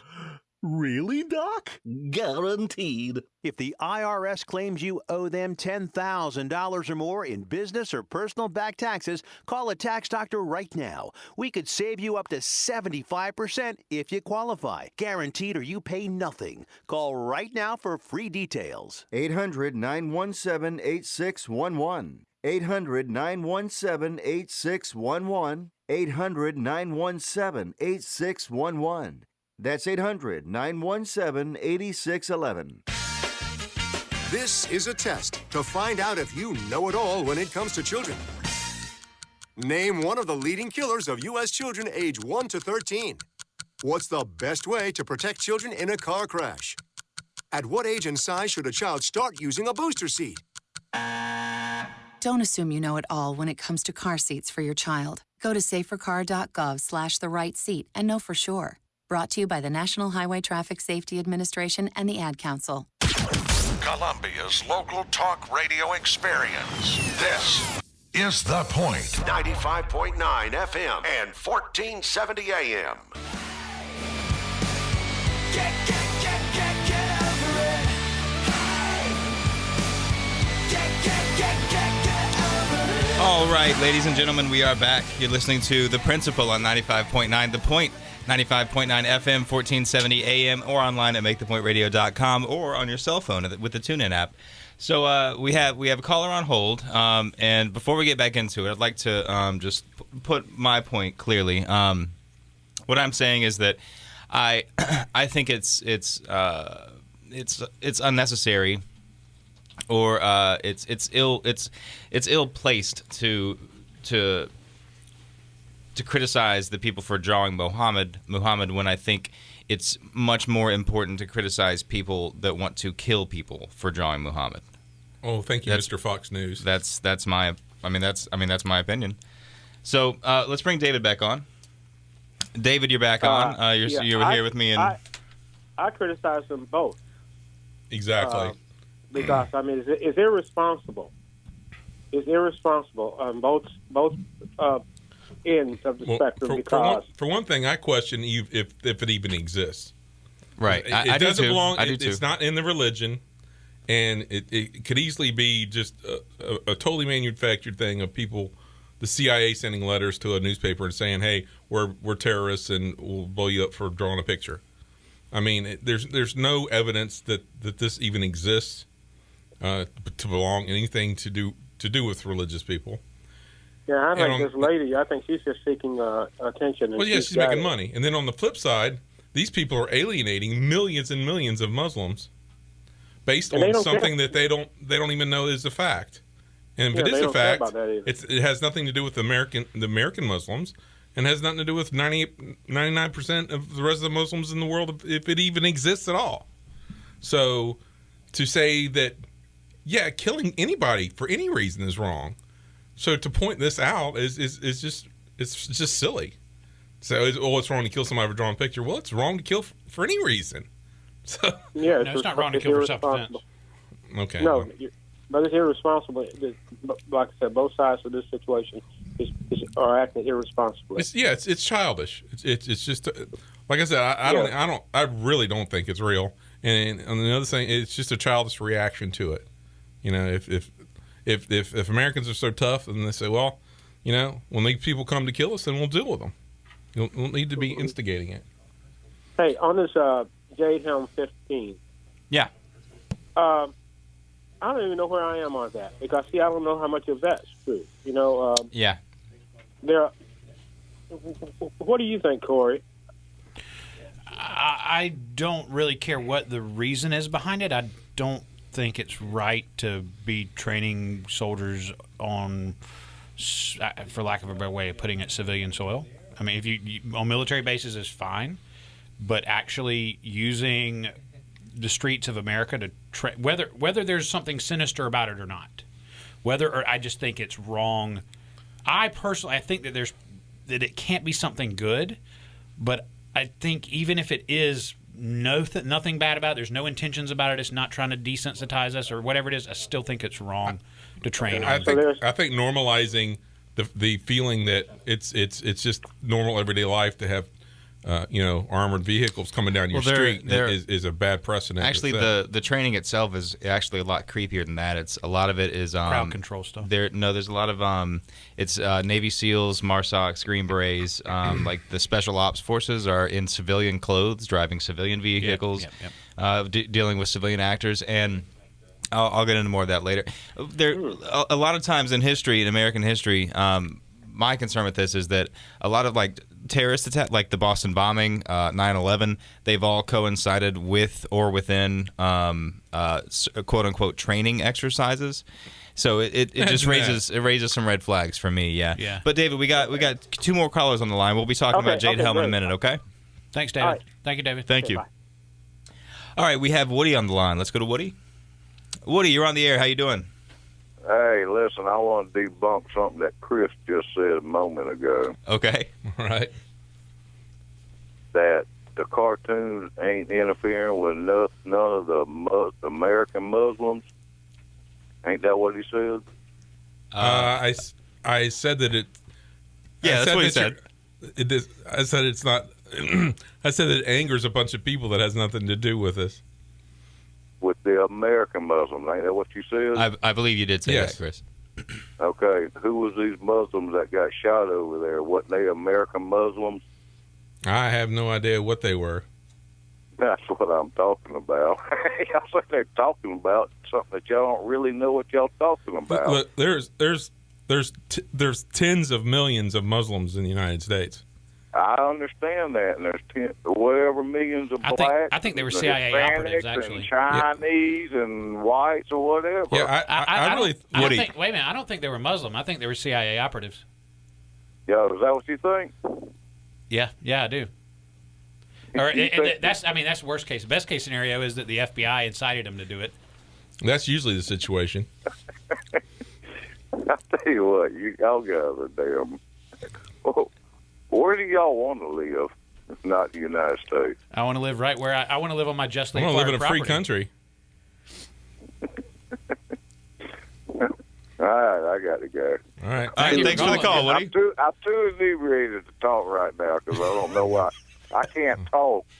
That's all right. I don't call know. Back. But I listen to all these stories, and from what I understand, that the place in Dallas that for them to get the permit, and I heard on two different stations, one was they had to have $10,000 worth of security before they got a permit to have that drawing, and I heard another one say it was $50,000. So I don't know. I listen to all these stations, and I don't know what to believe. So, Woody, why do you think that people in a free country should have to have a permission slip?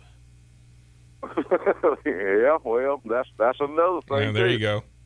I mean, I agree with a lot of things y'all say a lot of times. We're not free anymore. That's the whole point. That's exactly right. Ain't nothing free anymore. Right. Yeah. Ain't Yes, sir. nothing free anymore. Yes, sir. All right. Well, we got another caller. Thanks for calling. Call us All back right. next week. Actually, we don't. Hang up. Bye. Thanks for the call, Woody. I think we lost our other caller. Woody might have scared him off. I don't actually think they're CIA operatives. I was just messing with Woody to see what he would say. Okay, so I do. I think that CIA sponsored anyway. CIA sponsored, yeah, maybe. Yeah, I mean, it's a FBI fact that yeah. ISIS is sponsored by the CIA. Yeah, I mean, I would say that, but I don't think they're actual CIA operatives. I'm just being antagonistic. Antagonistic speech is the topic, right? That they're just dupes. So There's plenty of dupes to go around. So about this Jade Helm, where do you guys want to start with that? You want to? We want to end it. We don't want it to start. Yeah, we don't want it to start at all. Okay, if anybody out there still hasn't heard, Jade Helm is Jade Helm 15, as it's being called, is this massive, not massive, but it's a pretty large scale training operation with special forces in the military. They're testing 2 new DARPA technologies. What? No, go ahead. Oh, what happened to the first 14 Jade Helms? I don't know. I think it's for 2015. 2015, yeah. Oh, okay. But they're testing this tactical software to allow them to. The goal is they want to be able to like drop in with a helicopter, assassinate or abduct a target, and then get everything taken care of, and then get out of there with the helicopter, all within 30 minutes. That's what a lot of these... How long after that do they execute all the people who are in that helicopter? I don't know. Like they did with Osama bin Laden? Right. Oh, yeah. What was it, 20-something? All of the Navy SEALs who were involved with it were all killed later. Yeah, creepy. Well, no, all right, but here's the thing. You said it a minute ago. Boston Marathon bombing. There was a training exercise going on. Yeah, there was actually you can find online. There's video of it right before the bomb goes off. Somebody's filming it with a cell phone, and you can hear somebody on a megaphone saying, "This is a drill. This is a drill," and then boom, it goes off. Sandy Hook. There was a training exercise going on. Yep.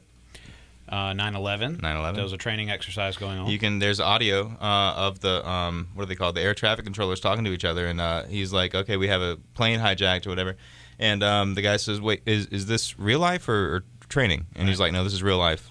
Right. There's been other things that I don't recall. Was it with the Fort Hood shooting? Was it? No, I don't think that was a training. Anyway, there's been a lot of things. It's a pretty creepy trend. Yeah, there's a really odd trend going on there.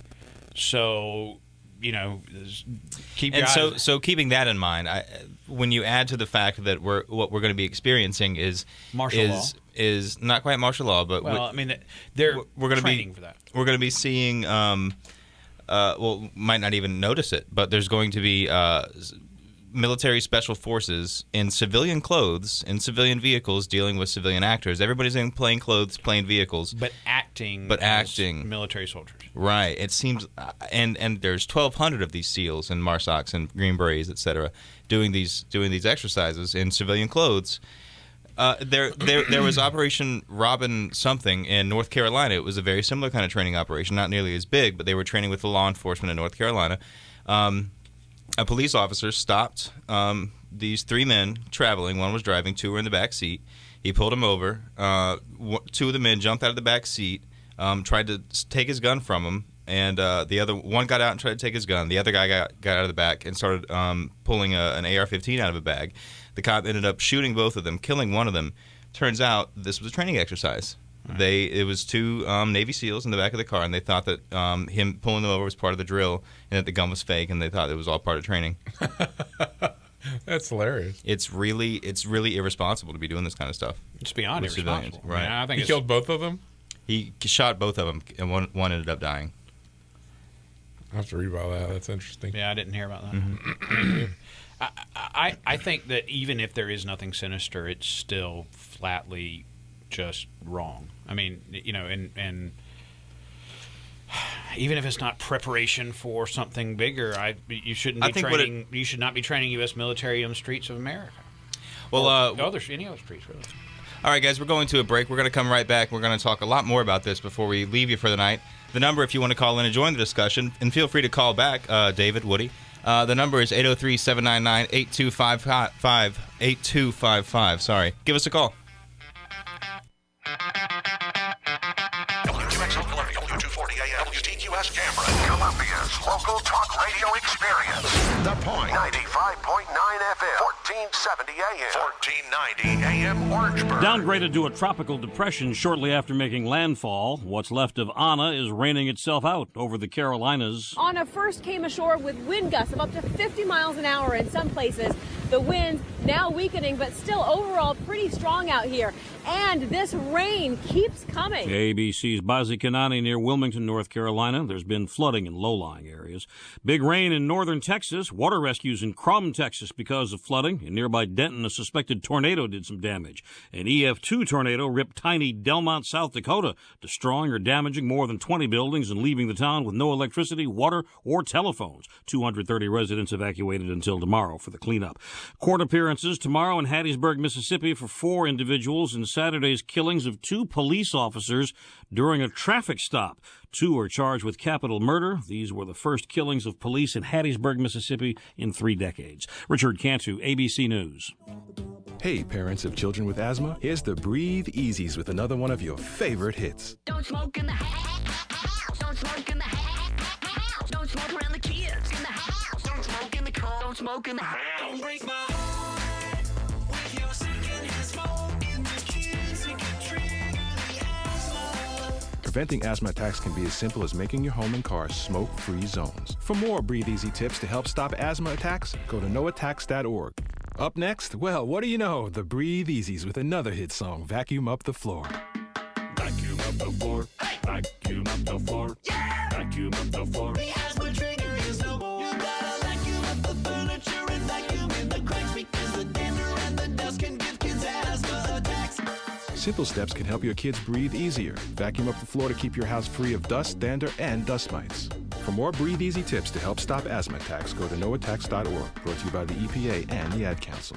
We all know healthcare has changed drastically. It's quite the puzzle to sort through your options and find a health insurance plan that's affordable and maximizes your benefits. And you're now required by law to have health insurance or you may pay a tax penalty. So let the Health Markets Insurance Agency help you. They offer plans from over 120 different companies and can even help you obtain government subsidies. Let them do all the research for you and show you how affordable health insurance can be, a service that's at no extra cost to you. Call now and learn your options to find affordable health insurance. 800-980-9325. 800-980-9325, 800-980-9325, 800-980-9325. Health Markets Insurance Agency is the DBA or assumed name of Inspire Insurance Solutions, Inc., which is a licensed insurance agency in all 50 states and D.C. Not all agents are licensed to sell all products. Service availability varies by state. Join Pal's Pack for as little as $10 a month and support Palmetto-assisted animal life services. Donations support programs that teach dogs amazing skills. PALS trained dogs can help work as someone's hands and feet after they have suffered a spinal cord injury. And they can even help local veterans battle post-traumatic stress disorder. Get special inspirational gifts when you sign up for the PALS Pack monthly giving program today. It's easy. Just visit pals.org.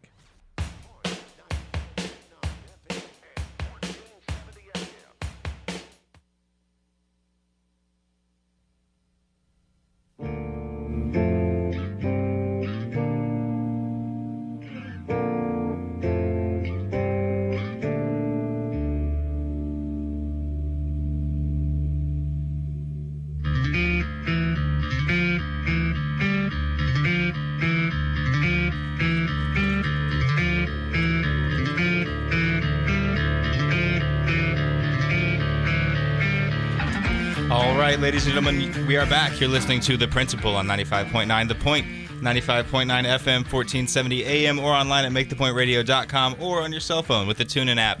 The number, if you want to call in, is 803-799-TALK. That's 803-799-8255. And we're about to talk more about Jade Helm 15, the big old training exercise going on. Before we do that, I want to point out that the TuneIn app is available on much more than your smartphone.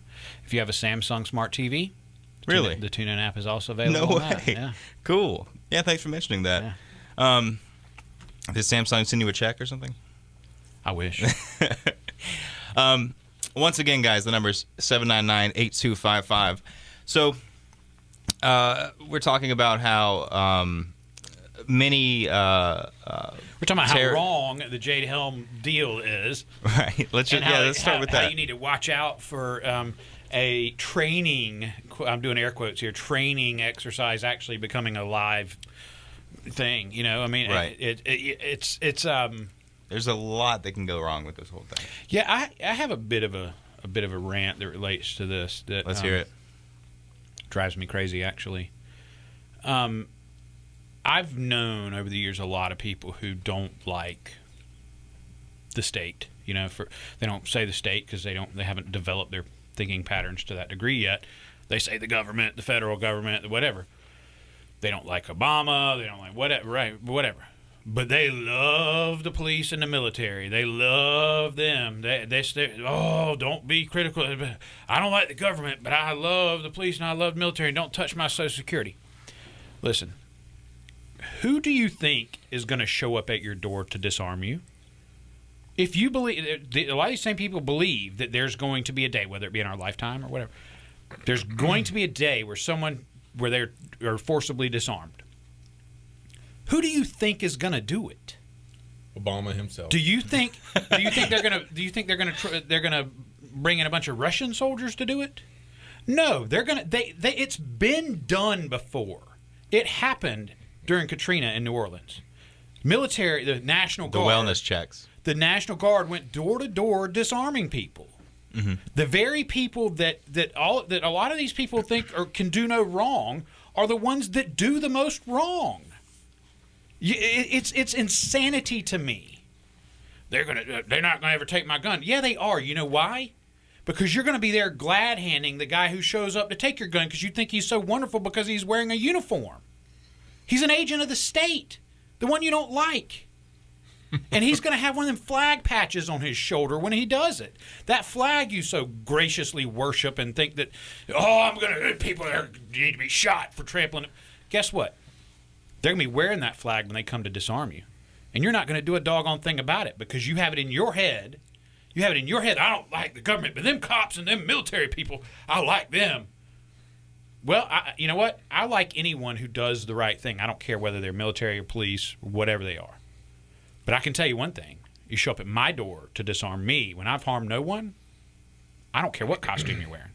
And you can see right now, there's nobody rejecting enforcing unjust laws or unjust orders. So, right. Yeah, they're not. If you think all of a sudden there's morality going to strike, and I'm actually happy. Well, I draw the line at disarmament. Yeah, right. Really? But you don't draw the line at anything else. People in cages, they're taking all their money or their house. I could be in my home smoking flowers. Oh, well, that's fun. Knock his door in and kill him. Yeah. You know. But don't take his gun. I mean, really and truly, I can't understand how it is that someone could have that advanced degree of cranial rectal inversion that they can't see that you're worshiping the people who are going to do. I tell you what, you can fly that flag right into the cattle car then. Yeah, that's what I was talking about earlier. You have to explain this to people. I tell you, whenever they're prodding you into the cattle car, you can thank them for their service and thank them for fighting for our freedom, because that's what these people will do. Because I'm becoming less and less free with all this fighting for my freedom that's going on. Somehow magically I'm becoming less and less free. So yeah. I don't. That's what's interesting to me. The military is they fight for my freedom to say whatever I say, but they fight for all my freedoms, you know. But one thing you can do, my freedoms are like evaporating. Is draw a picture of Muhammad. Yeah, we can still draw pictures of. Yes, yeah. Yeah. See, so that has been thwarted right there. Thanks, troops. We have So fixed that. My lesson in what I'm saying is that if you're out there and you don't trust the state, don't trust the state's agents. And with this Jade Helm thing, don't just because it's the military and the military don't really cause us harm. You know, they're fighting for my freedom and they're fighting for that flag and all. They're heroes and all that stuff. Listen, I'm telling you, mark my word, write it down, take a picture of it. Mark my word. If it ever comes to a point where there's martial law, it will be, at least in part, U.S. soldiers and U.S. cops enforcing it. Mm-hmm. So you better get your head straight right about now, because if you wait, it's going to be too late. You're going to be standing there going, da, da, da, da, da, when you're trying to figure out, is this a good guy or a bad guy? Is it a good guy or a bad guy? It's like, wait, he's taking my guns, but he's a soldier. I'm supposed to. He's a cop. There's something's wrong here. They don't do that to us. Yeah, they do actually. Do I salute him? Do I run away? Do I give him my gun? You ever see where they see a picture of UN troops in the U.S. or something on the internet, and people just lose their mind? Like, see, they're coming to get us. But you see, there's U.S. troops in the streets, and that's okay. That's what I'm saying. The UN thing is concerning because that usually symbolizes a joint coalition against a country. Yeah. But the other one that gets me is the whole argument, well, it's the National Guard. It's not the U.S. Army. Laws. It's legal. Am I supposed to care what patches on their shoulder if they're boots on my throat? Right.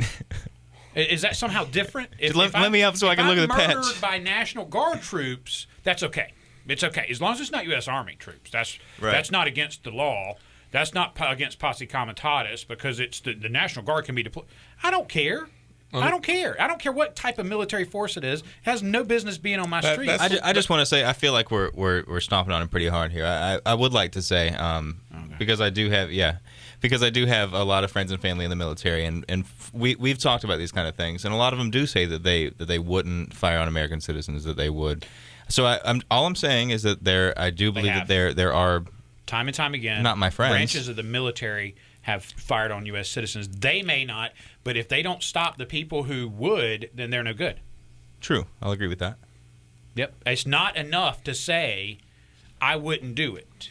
I know. I have friends who are cops who say, I would never disarm people who've not harmed anyone. Okay, great. I'm glad that you wouldn't, but if you would stand by while your brethren do, it's just as bad. I'm the driver for Al Capone. But I would never actually shoot anybody. I would never kill anybody over illegal alcohol. Right. But I'll drive Al Capone around while he does it. Right. That's the thing. It's not enough to say that you wouldn't do it, and you got to get your head straight about it now. Because if there ever comes a day, God forbid, where you've got to make a decision, you better put down that worshiping mindset real quick, or else you're not going to know what to do. Yeah. So Oh, well, we got a call. Let's take Cameron on the air. Cameron, you're on the air. We have about 1 minute until break, but you can hang on until after. What's on your mind? I just had a quick question. When you say disarmament, would they only be taking registered weapons? Would the criminals that have, like, say, unregistered guns or illegal guns, stuff like that, still hold, or would they come with, like, Actually, I think I can offer some insight into this question. During Hurricane Katrina, the National Guard would go door to door performing what they called, quote, wellness checks. Yep. And they would ask if you had enough food. They would ask if you had water. And then they would kick your door in and search your entire home for weapons. And ask if you had they would ask if you had a firearm. Right. And, of course, if you've actually written it down and told them you had one ahead of time. Well, if you have a hunting license, if you have a concealed carry permit, if you have anything like that, right. If you've ever purchased you're going to be a threat level red. If you've ever purchased a firearm through a dealer where they do the background check, they say they don't keep that paperwork, but I don't know. I mean, so if they wanted a mass disarmament, they would start with hunting licenses, concealed carry permit holders, and they would pick people who've purchased a firearm and done a background check for it. But when it comes, isn't that in itself just completely backwards there? I mean, you're taking the guns from the people that have registered weapons who've gone through all the right. It doesn't matter at that point. By that point, it doesn't matter. But here's the thing. But here's the thing, though, Cameron. That is not backwards if your goal is just disarmament. True. All right, hold on 1 sec. We're going to go to a break. We'll come right back. The number, guys, if you want to call in, is 803-799-8255. You're listening to The Principal. We'll be right back.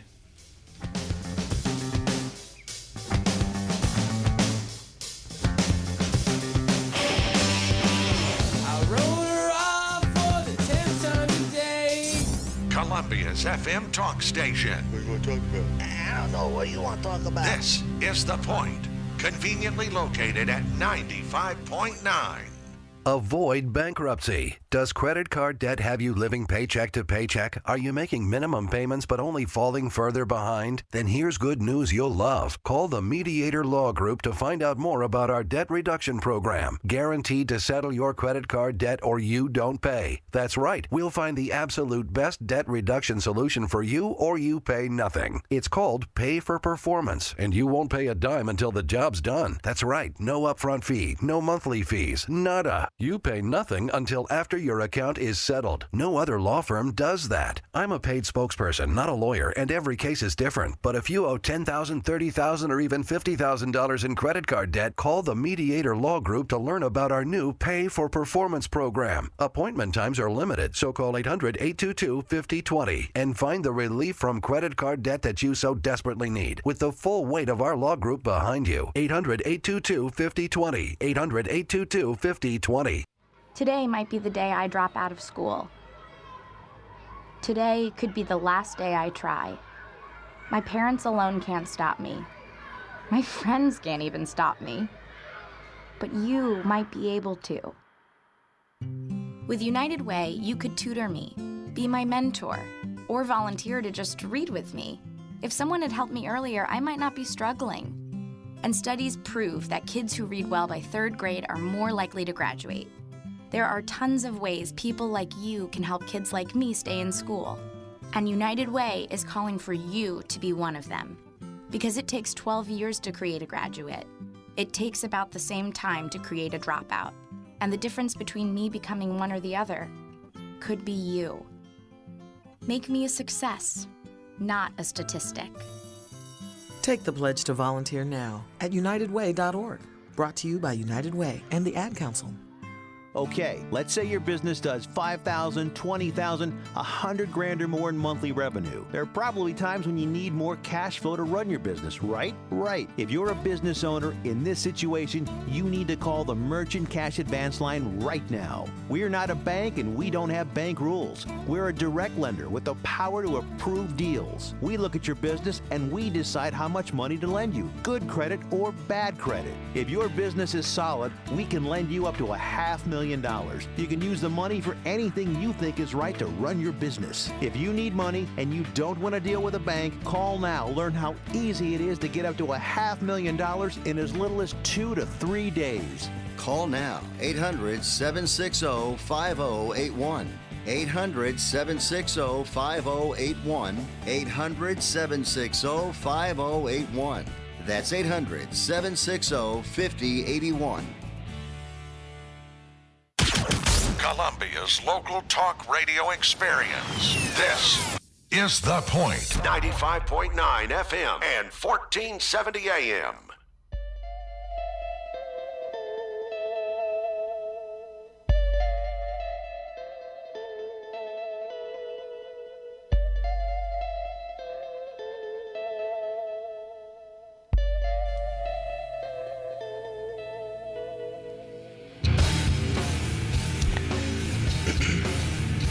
And we're back. You're listening to The Principal on 95.9 The Point, 95.9 FM, 1470 AM. This is the last 15 minutes of our show, so we're going to try and be a little breezy here. Corey, before we got to the caller, you had something to say? We got a caller on the line, so I'm going to say this real briefly. The reason why it matters that people don't, I don't know if worship is too strong of a word, but why people get their heads straight about cops in the military is because of what happened during Katrina.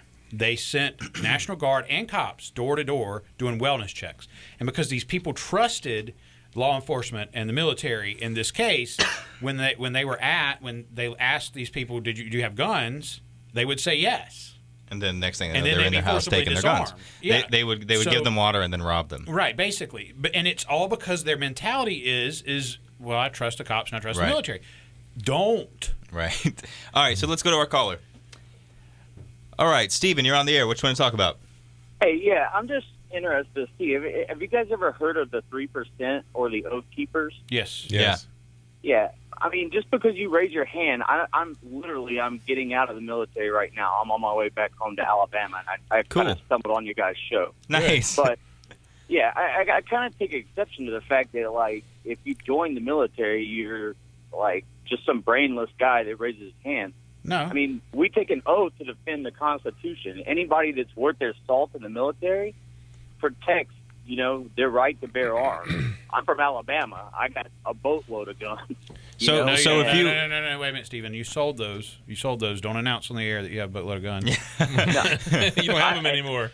It doesn't matter. I mean, my thing is most people in the military, there are a lot of people that come from the same kind of communities, hunting communities, sporting communities.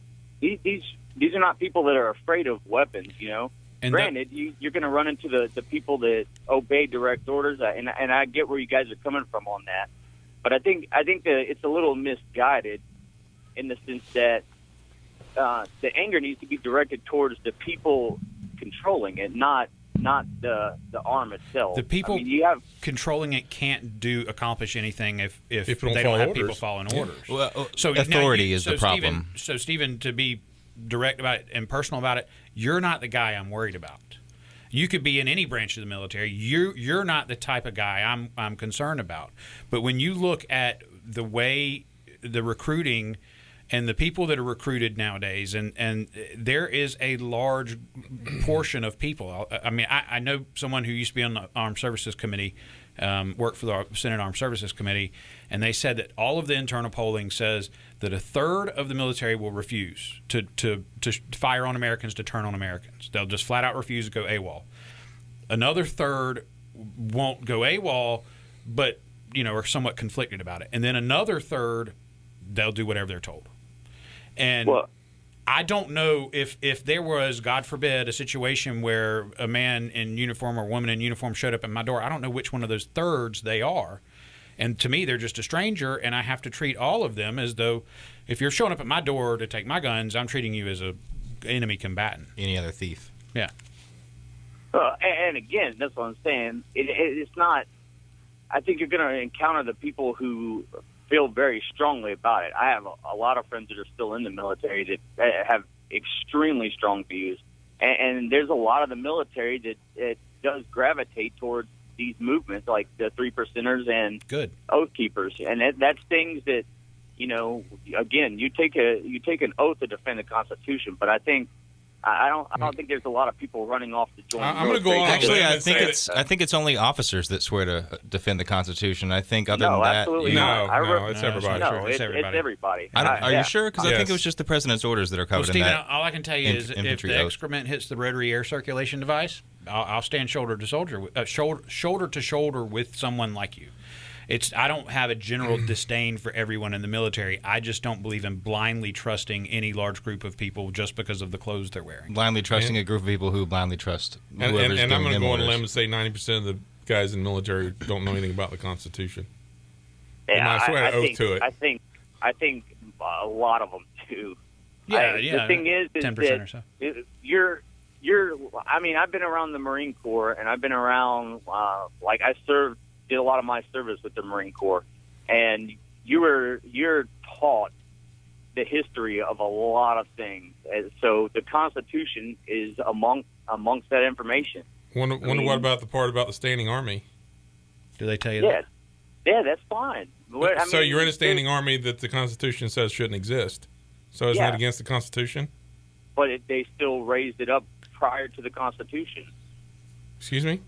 They raised up the army. The military was raised in 1775. So actually, they called up volunteer forces from state militias. But Stephen, here's the thing: is I think that what Chris is trying to say is that the fact that there is a standing army is in direct opposition to what the Constitution says. So how again? Because I've been to Iraq and Afghanistan. How again do we say that we're going to protect ourselves from foreign conflict? Well, that's not the point. The point is the Constitution. The point is we were talking about the Constitution. No.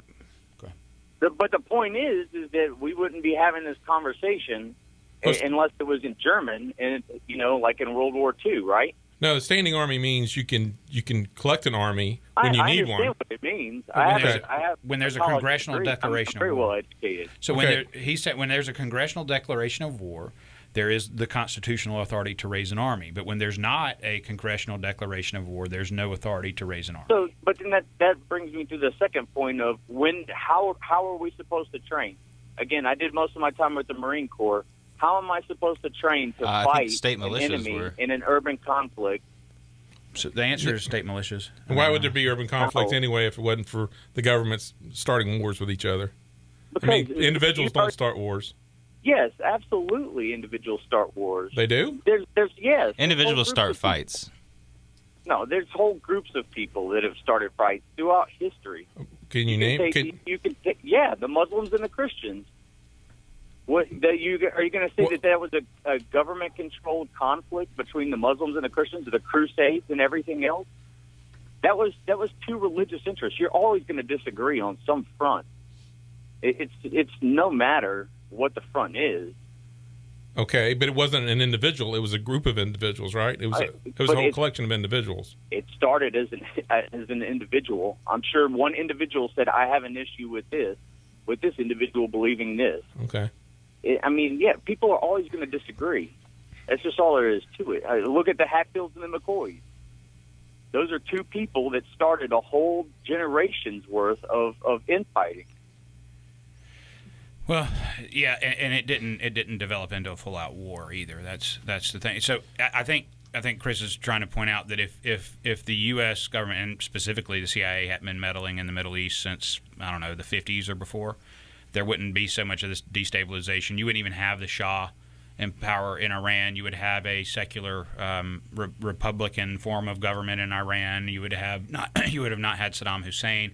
You would have not had all of this destabilizing force, and therefore there wouldn't be this blowback that we're experiencing now. So the point is that the state was it Harry Brown that said the state has a way of breaking your legs and then handing you crutches and saying, "See, if it wasn't for me, you couldn't walk." Yeah, it's a self-perpetuating thing to have a military, because you start wars to have a military, and you have a military to start wars. I mean, it's just that's my point. If you don't have a standing army, you're not going to start a war. I'm not saying there's certain elements there with Iran and even Iraq with Saddam Hussein, with appointing those people, having those people put in power, that we didn't reap what we sowed on some front, and I'm allowed to say that now. But at the same time, you also have people that are training and going to do, they're giving their life, and we're not uneducated people. No one's saying that. I'm getting out, and I'm getting out to get my master's. Yep. No one's saying everyone is uneducated. No one is trying to say that at all. So but don't take personal offense at it. But just like you don't trust you teach your children not to trust strangers. I teach my children not to trust strangers regardless of what the clothes they're wearing. That's what. Yeah, and I also have two boys, and the thing is I train them. Right. Like I said, again, I'm a good old Southern boy, so I train them to handle weapons.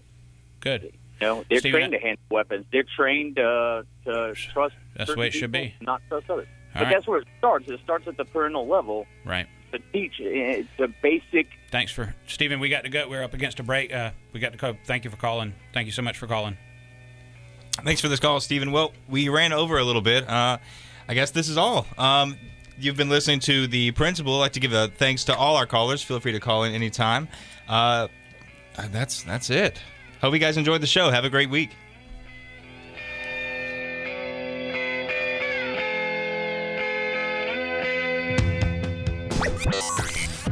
How do we do it? Volume and echo. This is The Point at 95.9 FM and 1470 AM. Today in school, I learned a lot. In chemistry, I learned that no one likes me. In English, I learned that I'm disgusting. And in physics, I learned that I'm a loser. Today in school, I learned that I'm ugly and useless. And in gym, I learned that I'm pathetic and a joke. In history, I learned that I'm trash. Today in school, I learned that I have no friends. In English, I learned that I make people sick. And at lunch, I learned that I sit on my own because I smell. In chemistry, I learned that no one likes me. In biology, I learned that I'm fat and stupid. And in math, I learned that I'm trash. The only thing I didn't learn in school today? The only thing I didn't learn today. The only thing I didn't learn is why no one ever helps. Kids witness bullying every day. They want to help, but they don't know how. Teach them how to stop bullying and be more than a bystander at stopbullying.gov. A message from the Ad Council. WQXL Columbia, W240 AM, WTQS Canberra, Columbia's local talk radio experience. The Point,